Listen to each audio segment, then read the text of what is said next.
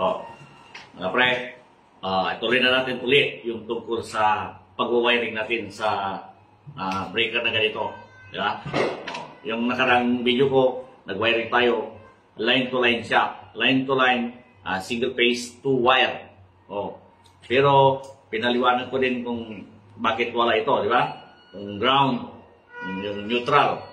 Kasi ito pag single phase 3 wire. O, diba? Pag single phase 3 wire, pwede kang mag line to line, pwede kang mag line to ground. Line to ground para sa 120, tapos line to line para sa 240 volts. Yan. O, pinaliwanag ko ito, yung tungkol dito, kasi hindi ko na pinakita yung wiring dyan. Diba? Walang wiring na green. Although, pinakita ko noon na may green tayo. Diba? O, kaya lang hindi ko na wiring. Kasi, pag i-example ko pa, medyo ulit-ulit na. Sa mga naunang video ko, mayroon na tayong ganon. Kung saan dinadaan yung neutral, tapos yung ground, na pwedeng magsama. Depende na lang sa diskarte nyo kung paano i-wiring yon. Kung minsan, nakaseparate, tapos separate nyo yung linya ng neutral, tapos yung linya ng ground. Pero, anong tawag dito? May bonding. Pag tester mo, yung dalawang yun, yung kamay na tester doon sa isa, so, kunyari doon sa ground, tapos yung isang kamay doon sa neutral, dapat pumapalo, may continuity yung dalawa. Kaya nga sabi ko, di ba, pwede silang magsama sa isang busbar o kaya pwede silang mag-splice. Di ba, yung example ko dito, sa drawing na to, yung neutral, magkasama sa ground.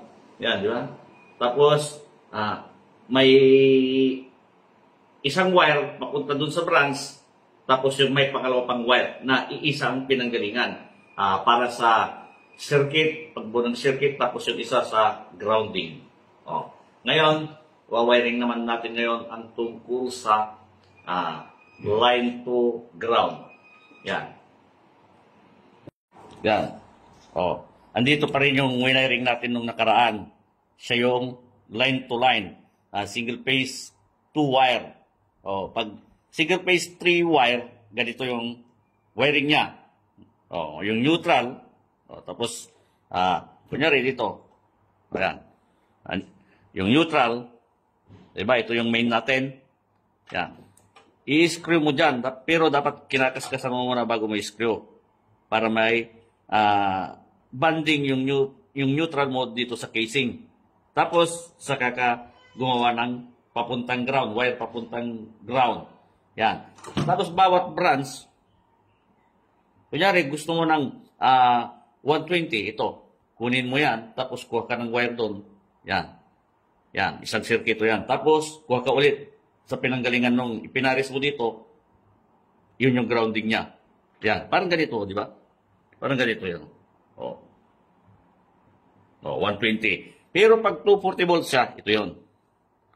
Ngayon, hindi ko pa inalis yung mga wiring nito para may pakita sa inyo kung ano yung pagkakaiba ng line to ground sa line to line.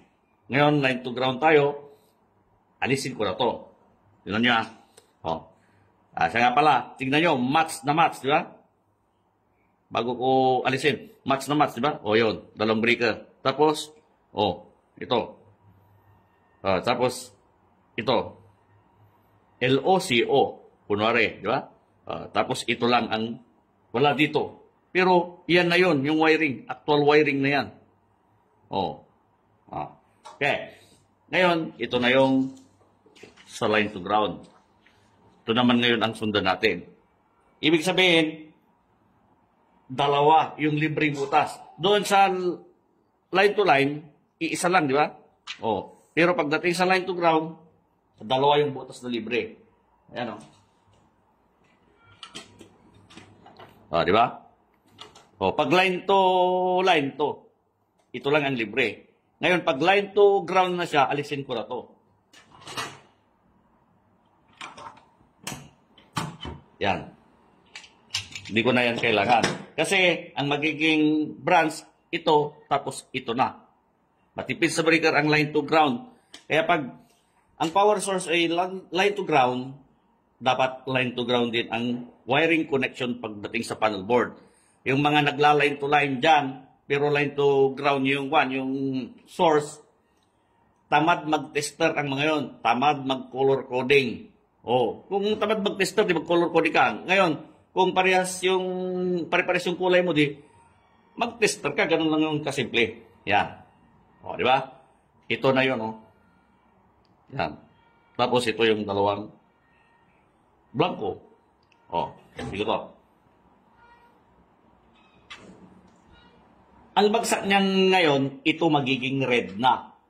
Kaya, alisin ko yung blue. Kasi nagko-color coding tayo, di ba? Yan red. Kaya ito dapat red. Yan. Alisin ko. Tapos ito rin, alisin ko to. I-jumper ko na kasi. I-jumper ko para suportan yung line 2 ng nakadikit na sa breaker.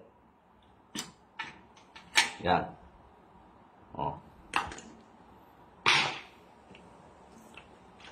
Jumper natin. Ganyan siya. Yan. Diba? Alisin ko. Alisin ko to. Yan. Malapag ko.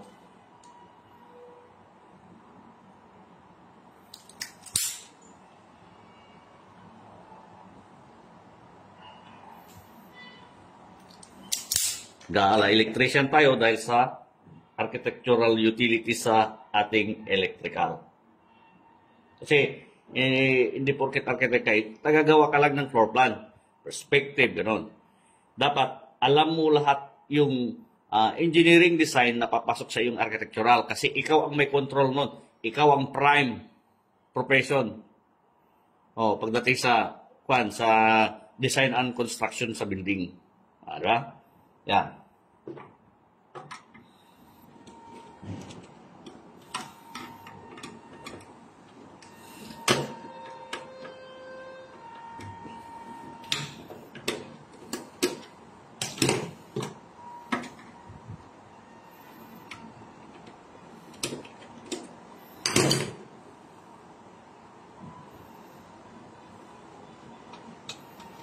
Jumper natin.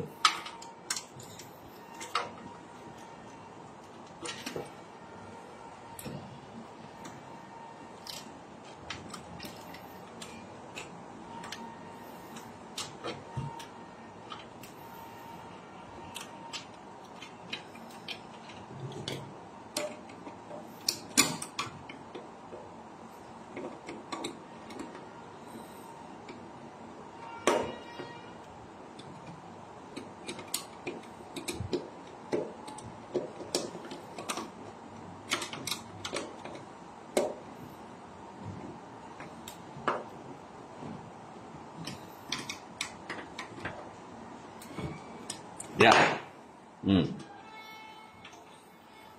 Ngayon, ang bagsak nito, pag tinester ka, tignan nyo. Saan ba yung tester? Yan. Pagdating sa dalawang busbar na to, dati, dahil magkaiwalay, ngayon, iisa na sila kasi dahil sa jumper, kaya ito, papalo na to. I-on ko pala. Yun, pumalo na yung tester natin. Yan. Hot bus bar. Diba? Dito, kung line to line ito, parehas na hot yan. Ngayon, pag nag-wiring ka ng line to line sa line to ground na source, ang bagsak nun, patay yung isa, hindi hot bus bar. Dapat pag sinabing hot bus bar, lahat live. Di ba? Diba nag-tester tayo dito, patay yung taas kasi ang nadikitan ng live yung blue. Di ba? Dahil sa yung supply dito is line to ground. Wala akong mapag-examplean na line to line dahil puro line to ground dito sa amin. Yan.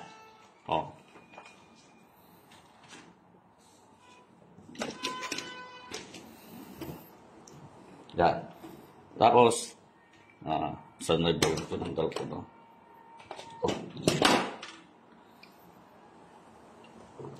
Wiring ko din to na red. Tignan nyo red, oh. Diba? Red.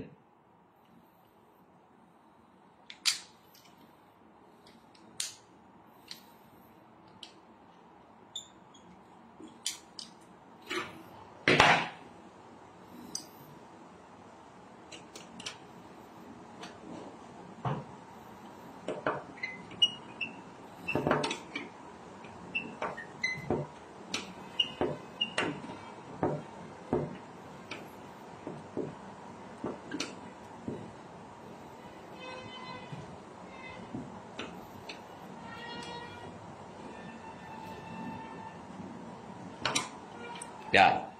Oh. Yan. Oh, di ba? Ngayon, yung kanya, yung tungkol sa neutral, gamitan ko ng blue. Oh, ito siya. Yan. Tapos, yung mga branches niya, kukuha ng pares sa blue. Ipares doon sa red. Oh, di ba? Ito pala. Itong gagamitin ko na pares ng main. Yan. Yan. Oh. Ganyan yan, oh. Hindi dumaan sa breaker. Kasi, line to ground tayo. Ha? Oh. Yan. Putulin ko.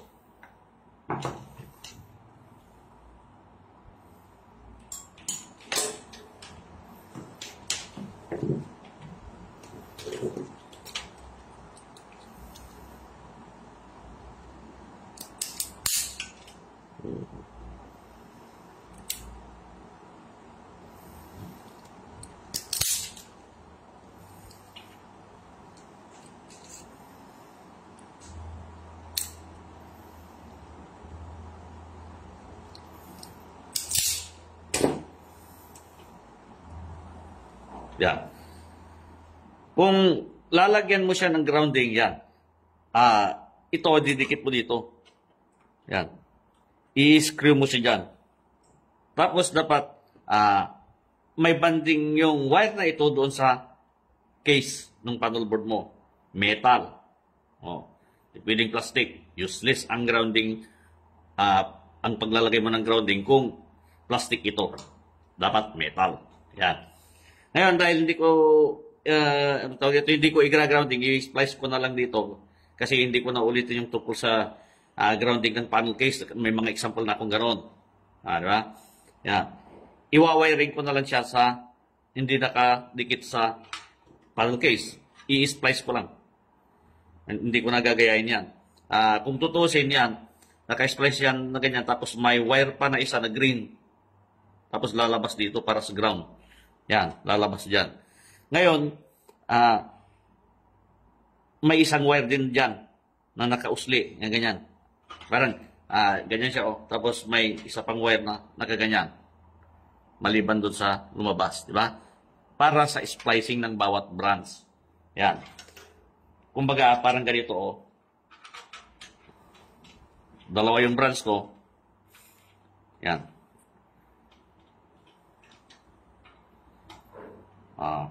Sa panablo. Tanggalin ko to.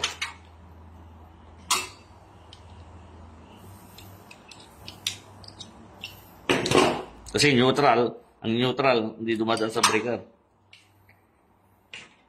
Trabaho ng tamad yun. Yung dinadaan ng neutral sa breaker. Karamihan sa mga electrician, ganun eh. Yung ginagawa nila eh. Kikita ko. Hindi sila maturuan. Kasi sila daw ang actual. Pakita natin, alam natin ang actual. Yan. Splice ko ng tape. Kasi hindi naman permanent na kwanto eh.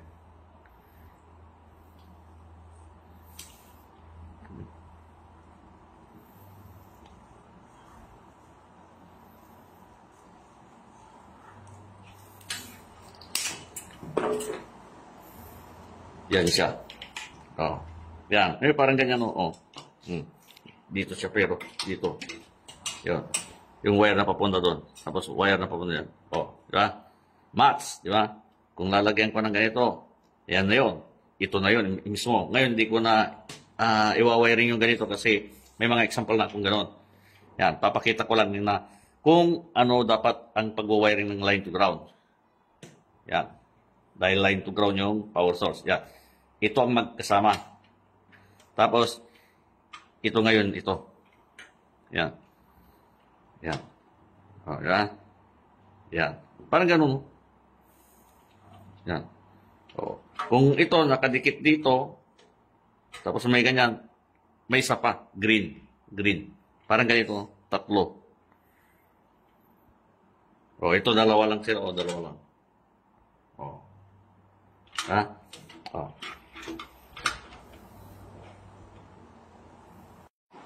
Tip ko, para hindi maghiwalay.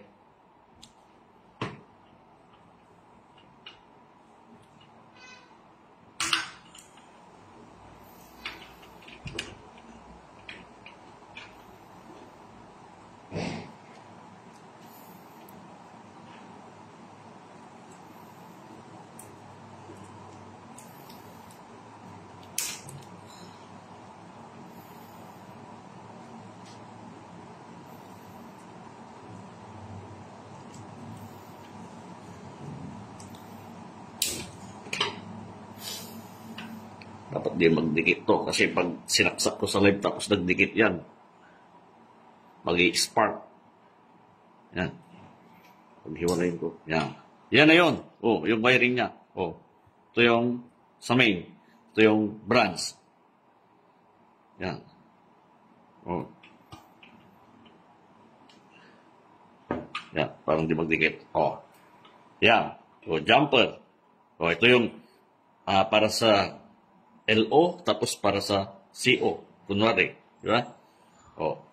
Ito yung jumper. Nakikita nyo ganyan. Oh. Yan. Tapos yung blue, ito yun. Hindi dumaan sa breaker. Oh. Actual wiring na to. Ito.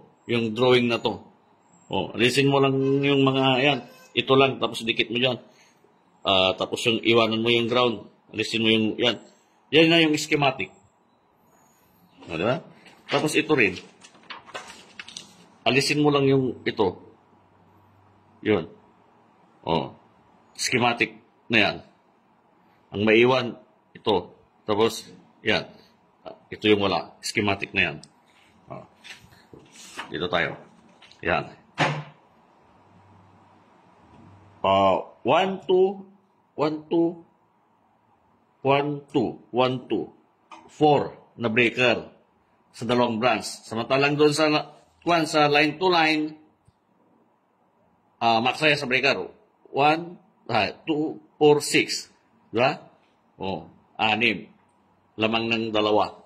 O, kaya pag line to ground ng power source, huwag mong i-wiring ng line to line. Kasi mali yun. O, may batas na hindi dapat dinadaan yung neutral sa breaker.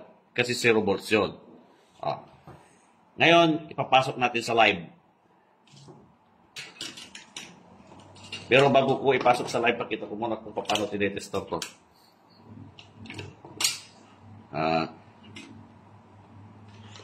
Pag hindi nag-close, hindi close ito hindi nag-close. O hindi yan papalo. Yan, hindi papalo yung tester. O. Maliban pag-closein mo ganyan. Pinag-close ito tapos check yung mga branches para tinitignan kung may mga naglulos. Ganun yung ginagawa ng elektrisa. Yan. Papalo yan. Yan. Diba? Yun. O. Okay? Ibig sabihin, pwede na natin isaksak sa live. Kaya kailangan ko ulit ng saksakan. Yan. Ito na yung saksakan. Pero kailangan natin hanapin muna yung live para doon natin ipasok yung red. Hot wire ito, di ba? Tapos ito yung neutral. Yan. Saan ba yung tester? Yan. Napin ko siya kung asan. Di ba? Yun. Yun ang live. Di ba? Ngayon, ipasok ko siya.